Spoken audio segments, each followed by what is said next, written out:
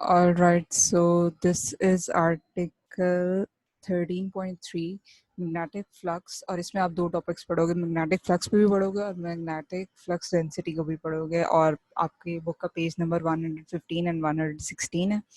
So it's just like जो आपने chapter 11 में इलेक्ट्रोस्टैटिक्स में जब आपने इलेक्ट्रिकल फ्लक्स पढ़ा था, ये वही वाली चीज़ है.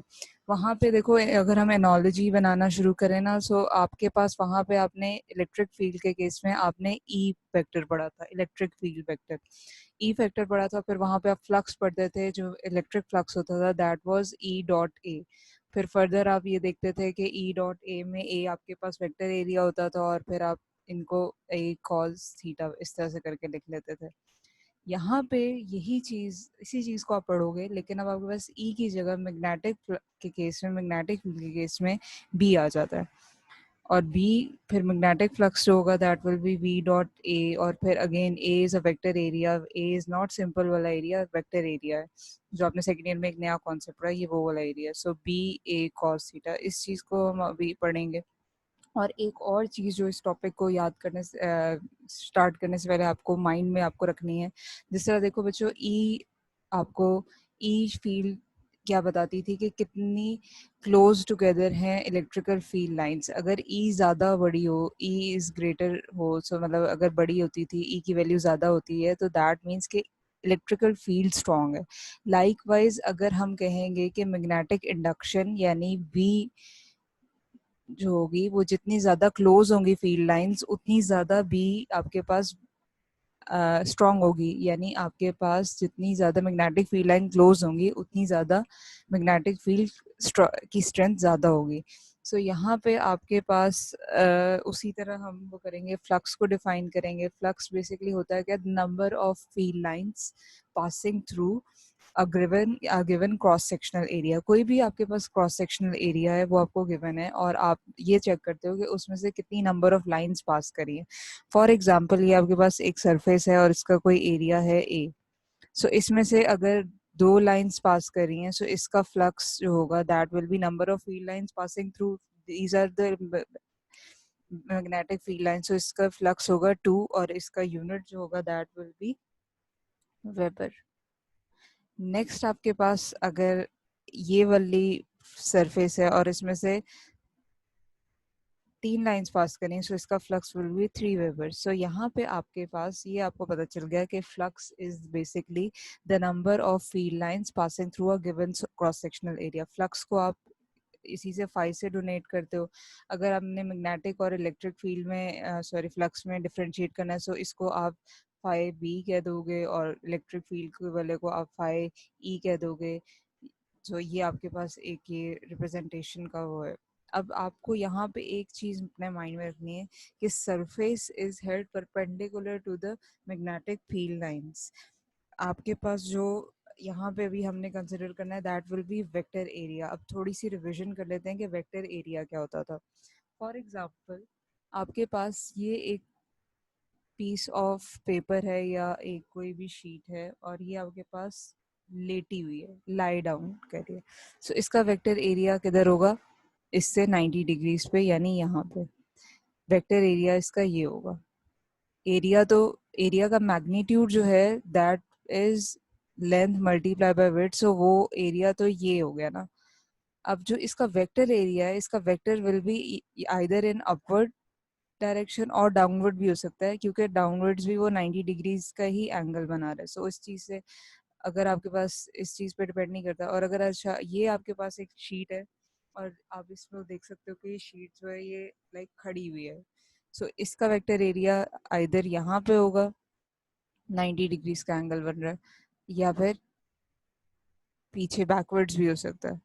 सो ये भी 90 डिग्रीज का एंगल. सो ये थोड़ा सा रिवाइज करना है. अब आपने एक चीज माइंड में रखनी है, जो फ्लक्स होता है दैट इज, फ्लक्स का जो फॉर्मूला होता है that is B dot A. In fact यहाँ पे आपके पास डेल ए, क्योंकि छोटा सा एरिया होगा, सो डेल ए. सो यहाँ पे आपने जब आप इसको, ए का मतलब है कि ये आपके पास कौन सा एरिया, वेक्टर एरिया है. सो आपने यहाँ पे क्या करना है कि आपको पता है dot product is basically cosine. So B A cos of theta. So अब अभी हम देखेंगे कि किस केस में मैक्सिमम होगा, किस केस में मिनिमम होगा, किस केस में इंटरमीडिएट होगा। सो मैग्नेटिक फ्लक्स का फॉर्मूला एक दफ़ा फिर से देख लेते हैं। दैट इज बी ए, और area B is basically magnetic field या magnetic induction, and A is area perpendicular to the field B. Area perpendicular to the field B का मतलब है कि वेक्टर एरिया आप कंसिडर कर रहे हो, वेक्टर एरिया। नेक्स्ट अब आपके पास मैक्सिमम, मिनिमम और इंटरमीडिएट फ्लक्स। सिंपल है, आप देखो कि सब में बी की direction from left to right है, और अब आपने देखना है कि जब आपके पास शीट, आपके पास मिनिमम फ्लक्स तब होगा जब शीट आपने यूं, आपके पास जो एरिया है दैट इज लाइंग डाउन, ये आपने जब इस तरह से रखा तो इसका vector area will be upwards. So यहाँ पे आपके पास वेक्टर एरिया ये हो गया। फील्ड लाइंस आपके पास ऐसे पास कर रही हैं, so angle between field lines and vector area is 90 degrees. बेशक ये खुद शीट जो है it is lying in the direction of field, but field जो शीट की डायरेक्शन है और फील्ड की डायरेक्शन वो सेम है, लेकिन शीट का vector area is at 90 degrees ना। सो इस वजह से आपके पास, आपको पता है formula is phi is equals to B A cos of theta. तो जब आप थीटा में 90 डिग्रीज सब्सटीट्यूट करोगे, so cos 90 degrees is equals to 0 degree. So यहाँ पे आपके पास ये चीज़ 0 हो जाएगी। So phi will be 0, that is flux, magnetic flux through a sheet which is in the direction of magnetic field is 0।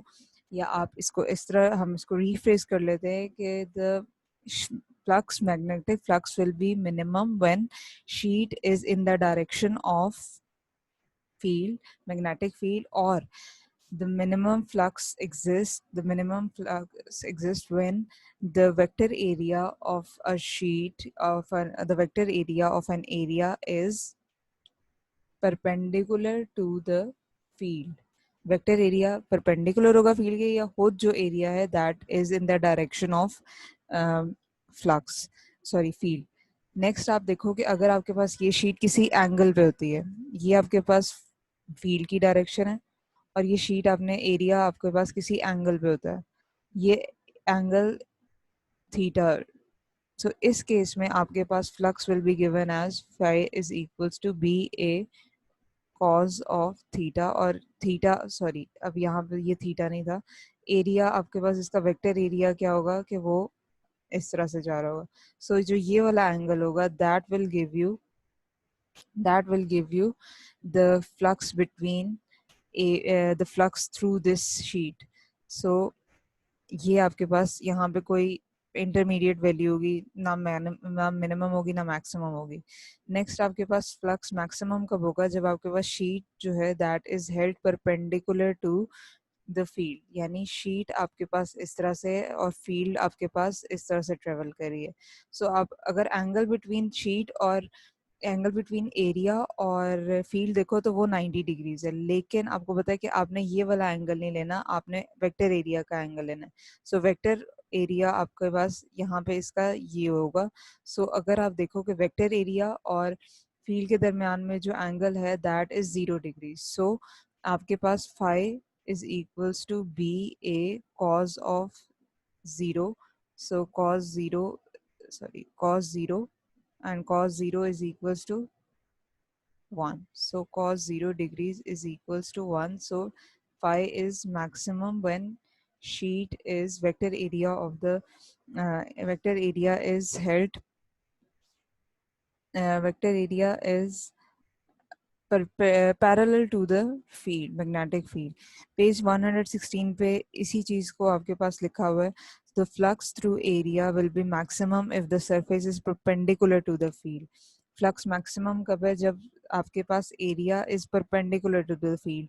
Area perpendicular है, vector area की बात नहीं कर रहा। यहाँ पे आप देखो area is perpendicular to the field, या आप ये भी कह सकते हो because in this case normal to the surface, ये जो नॉर्मल है, normal to the surface vector area is parallel to the field. Likewise minimum कब होगा, the flux will be 0 when normal to the surface become perpendicular to the wheel. Normal to the surface जो ये आपके पास ये normal to the surface है, ये that is perpendicular to the field, field के साथ ये क्या है, परपेंडिकुलर है, फील्ड की डायरेक्शन यूं है और ये नॉर्मल टू द फील आपके पास ये 90 डिग्रीज का एंगल बना रहा है। सो ये आपके पास थोड़ा सा था। नेक्स्ट आपने जो आपको पता होना चाहिए कि मैग्नेटिक फ्लक्स का यूनिट क्या होता है, वेबर इसका यूनिट होता है, और when weber is equals to newton metre per area. ये आपके पास कैसा है, फ्लक्स आपको पता है कि flux is equals to B dot A. So B का आपने भी पढ़ा था पीछे, टेस्ला होता है, और टेस्ला मल्टीप्लाइड बाय ए का यूनिट क्या होता है, मीटर स्क्वायर।